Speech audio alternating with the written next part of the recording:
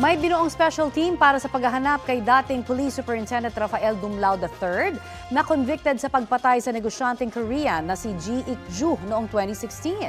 Meron ding 1 bilyong pisong pabuya para sa ika-aresto sa dating pulis. Balitang hatid ni Salima Refran. Kasunod ang pagbaligtad ng Court of Appeals sa kanyang acquittal noong 1 taon at pakikipagpulong ng South Korean officials sa pamahalaan noong 1 linggo, full-scale manhunt na ang kinasa para kay dating Police Superintendent Rafael Dumlao III. Kinonvict si Dumlao ng Court of Appeals sa pagiging mastermind ng pagdukot sa Koreanong si Ji Ik-ju sa Angeles, Pampanga at pagpatay sa kanya sa loob mismo ng Camp Crame noong 2016. Sa investigasyon, sinabing flinash umano ang mga abo ni Ji Ik-ju sa inidoro matapos ikrimi.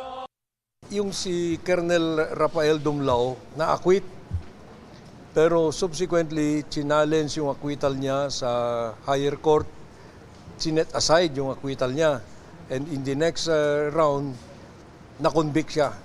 Umapela siya, na-affirm yan. So final na decision yan. Biro mo, dating pulis, hindi mo makita. Yun ang sumama ang loob ko dyan.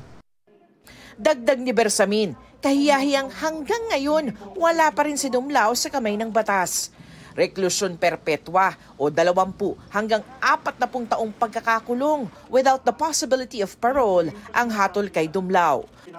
If he does not peacefully surrender, then he runs the risk of a full-scale manhunt. It was made clear to us by the immigration people that in their records, Colonel Dumlao still remains in the Philippines. Bumuo na ng special manhunt team para tugisin si Dumlao.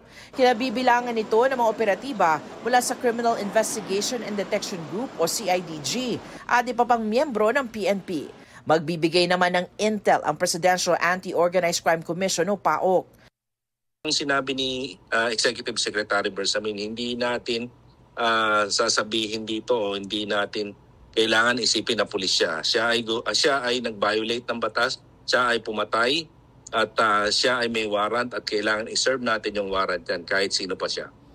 May 1 milyong pisong pabuya na ring inilabas para sa kung sino mang makapagbibigay ng impormasyon para sa ikadarakip ni Dumlao. Salima Refran, nagbabalita para sa GMA Integrated News.